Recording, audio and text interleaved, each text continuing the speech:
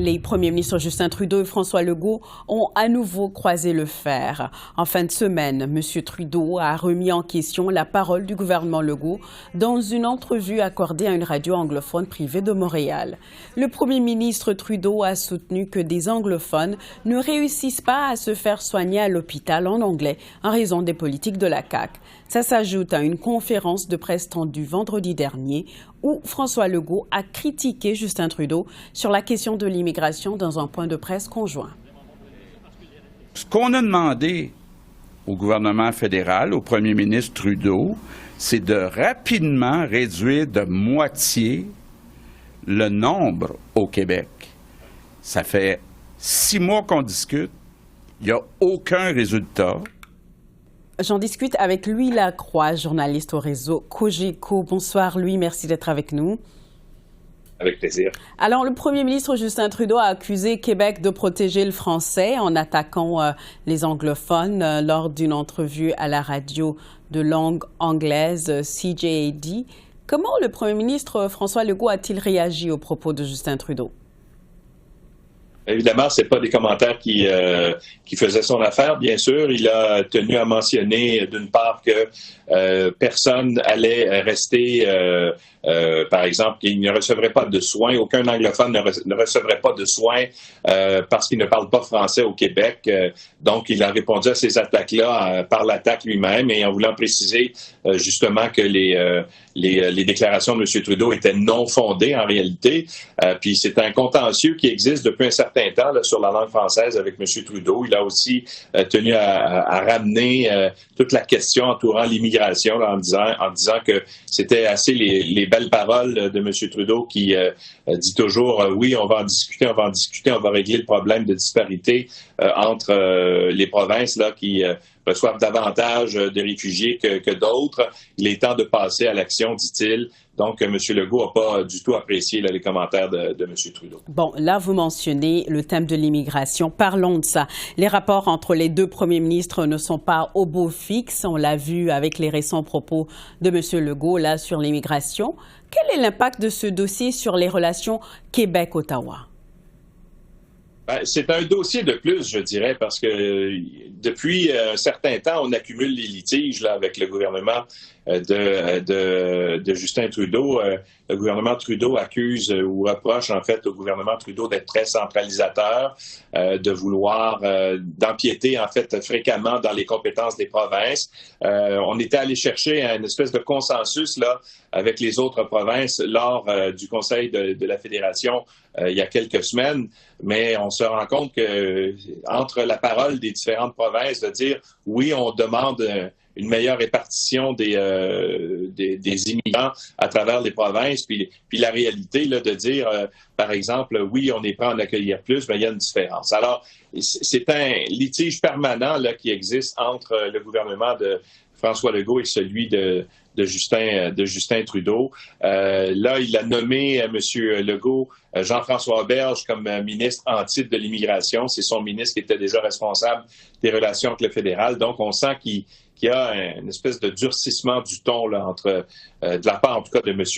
Legault, et les commentaires de M. Trudeau en fin de semaine étaient rien en fait pour ramener la paix entre les deux hommes, disons ça comme ça. Oui, alors parlons maintenant des troupes caquistes. On a vu les démissions récentes de Yuri Chassin et du super ministre Pierre Fitzgibbon.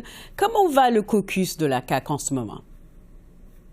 Le caucus de la CAQ, évidemment, est un peu, un peu divisé. Moi, je parle à des gens qui ne veulent pas aller devant les caméras ou devant les micros, là, mais quand même, on sent un certain mécontentement de la part de certains députés.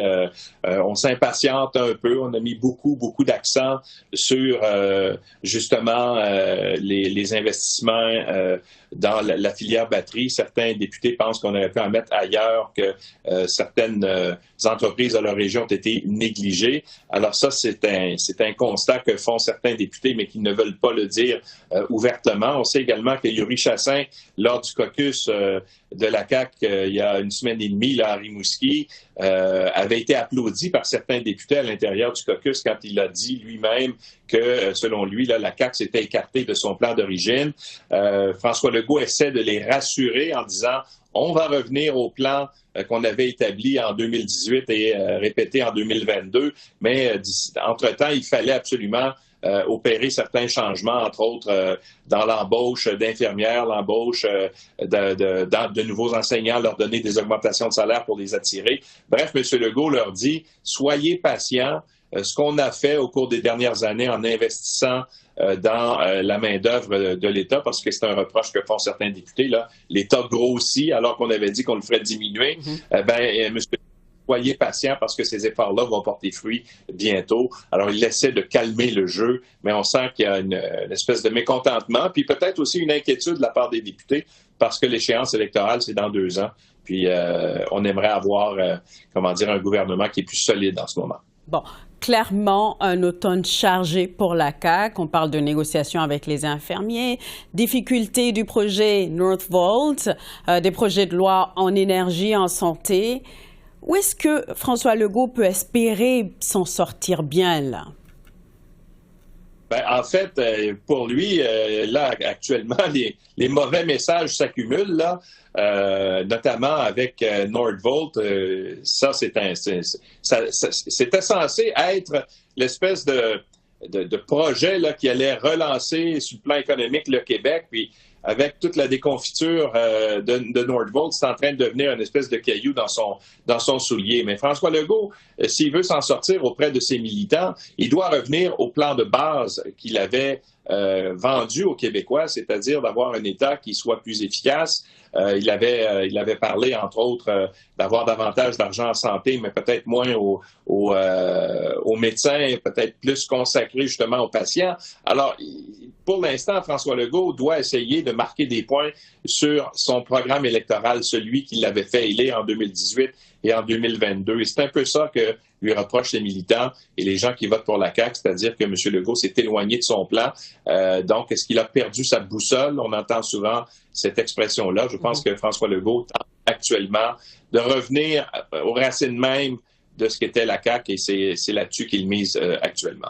Bon, passons au PQ. Le chef Paul Saint-Pierre Plamondon dit qu'il se prépare déjà là pour la victoire en 2026. Comment se porte son parti dans les sondages en ce moment? Les sondages lui sont favorables. Là, il est toujours premier. Là, le dernier sondage, c'est un sondage Palace qui est paru la semaine dernière et qui démontrait que le Parti québécois était à autour de 31% là, des intentions de vote. C'est 22% pour la CAQ. Donc, je pense que Paul Saint-Pierre Plamondon est encore en bonne posture actuellement. Maintenant, 2 ans en campagne, ou en fait, 2 ans en politique, c'est extrêmement long. Et ce qu'on entend du Parti québécois, du côté du Parti québécois, c'est qu'il faut plus qu'avoir simplement des bons résultats dans les sondages et parler de référendum. Il faut aussi présenter un plan de gouvernement. Parce que moi, je l'ai entendu de la bouche de certains militants à qui je parlais même plus tôt aujourd'hui et qui me disaient, c'est bien beau de promettre aux gens un référendum, puis de dire voici ce qu'on fait pour la souveraineté, mais une fois qu'on est au pouvoir, là, si par exemple le Parti québécois devait l'emporter dans 2 ans, il faut avoir quelque chose à donner aux électeurs. Il faut avoir un plan là, pour les électeurs, donc pour les Québécois en réalité. Alors, il va falloir avoir un programme politique qui est plus solide que ce qu'on a en ce moment.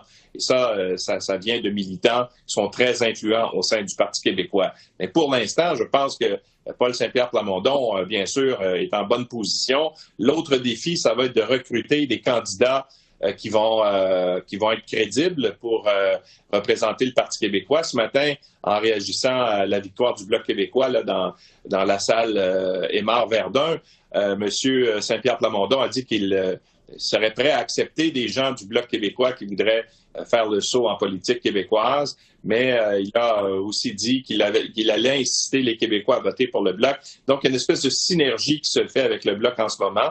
L'important pour lui, je pense, c'est de se doter d'une équipe qui va être forte.